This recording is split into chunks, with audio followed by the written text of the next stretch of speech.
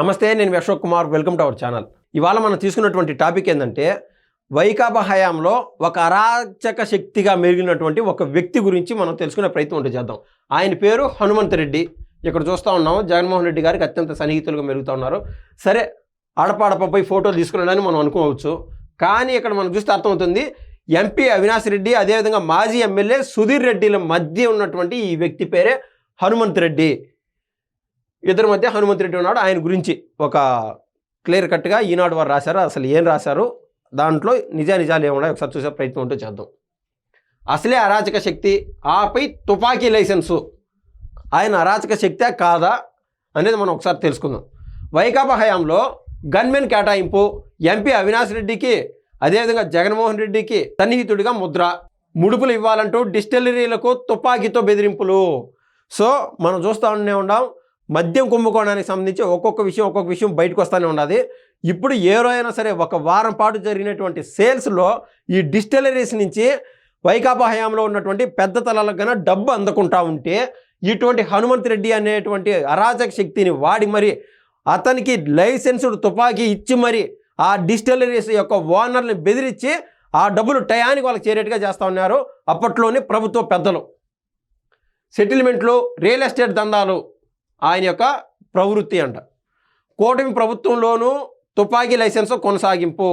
So మొత్తం ఈ మద్యం కుంభకోణం పుణ్యమా అని చెప్పి ఈ సిట్టు విచారణ జరుగుతూ ఉంది. కాబట్టి ఇటువంటి హనుమంత్ రెడ్డిలు చాలామంది గతంలో మెలిగారు కదా, వాళ్ళు ఈ రోజున అందరికీ ప్రజలు కనిపిస్తూ ఉన్నారు. ఇటువంటి వాళ్ళ దగ్గర లైసెన్స్లు ఏవైతే ఉన్నాయో ఈ కూటమి ప్రభుత్వం వెనక్కి తీసుకునేట్టుగా యోచన చేస్తూ ఉందని చెప్పడంలో ఎటువంటి ఆశ్చర్యం లేదు.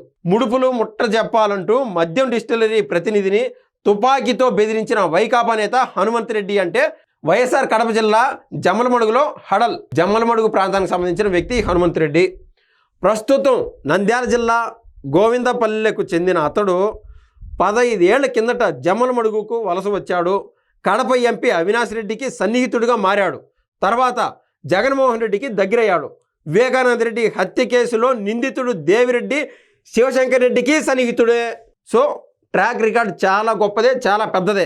2019లో అధికారంలోకి రావడంతోనే వైకాపా ప్రభుత్వం అతడికి తుపాకీ లైసెన్స్ ఇచ్చింది. ఇప్పుడు చెప్పడం ఆశ్చర్యం, అతిశయోక్తి అస్సలు కాదు.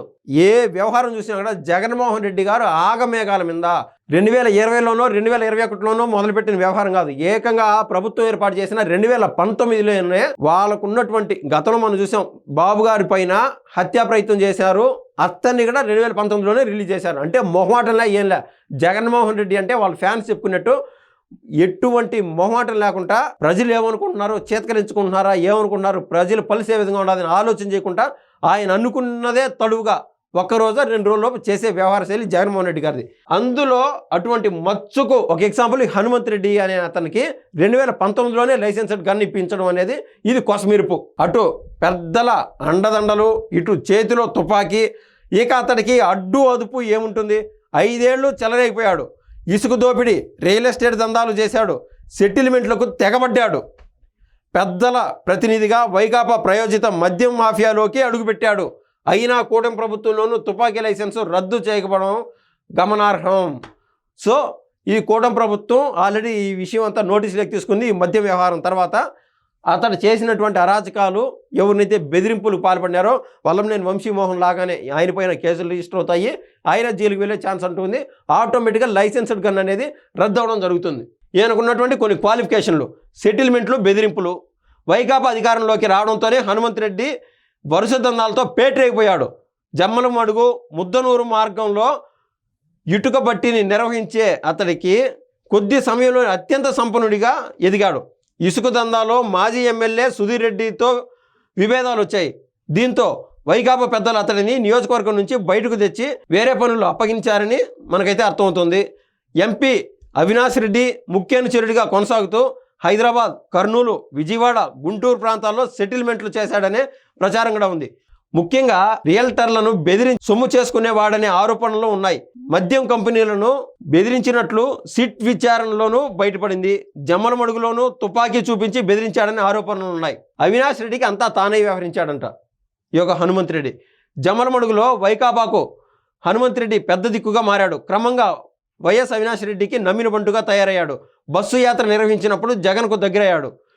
వైకాపా రాష్ట్ర యోజన ప్రధాన కార్యదర్శిగా, వైకాపా రాష్ట్ర సంయుక్త కార్యదర్శిగా పనిచేశాడు. టీవీ ఛానల్లో ఆ పార్టీ తరఫున చర్చల్లో పాల్గొనేవాడు. ఒక ఛానల్లో చర్చ సందర్భంగా సమైక్యాంధ్ర నాయకుడిని లైవ్లోనే చెప్పుతో కొడతానని హెచ్చరించాడు. సామాన్యమైన ట్రాక్ రికార్డు కాదు ఈ యొక్క హనుమంత్ రెడ్డిది. అవినాష్ రెడ్డికి ఎన్నికల్లో సహాయపడేందుకు వీలుగా కడప పార్లమెంటు స్థానం నుంచి 2014 ఎన్నికల్లో బహుజన సమాజ్వాదీ పార్టీ అభ్యర్థిగా, 2024 ఎన్నికల్లో జన సహాయ శక్తి పార్టీ అభ్యర్థిగా పోటీ చేశాడు. సో అవినాష్ రెడ్డి నుంచి డబ్బులు వస్తున్నాయంటే ఇంక ఏం చేస్తాడు, ఆటోమేటిక్గా పోటీ చేసి కూటమి పార్టీలకు ఏదంటే జనసేన కావచ్చు, లేకుంటే టీడీపీ కావచ్చు, బీజేపీ కావచ్చు, వాళ్ళ ఓట్లు చీలే విధంగా బహుజన సమాజవాద పార్టీ అంటే బీఎస్పీ నుంచి పోటీ చేసి ఆ ఓట్లు చీల్చే ప్రయత్నం ఉంటే చేశాడు. అక్కడి నుంచి డబ్బులు తీసుకోవడం, టీడీపీ వారి ఓట్లు ఏడైతే బలంగా ఉంటారో వాళ్ళకు డబ్బులు ఇచ్చి వీళ్లకు ఓట్లు పడే విధంగా చేసే ప్రయత్నం ఉంటే చేశాడు. సో వైఎస్ అవినాష్ రెడ్డి గెలుపులో ఏంటి కీలక పాత్ర. ఇంకా ఒక చిన్న ఆర్టికల్ అంటే రాశారు, ఎదిరించిన దళిత జంట అదృశ్యం.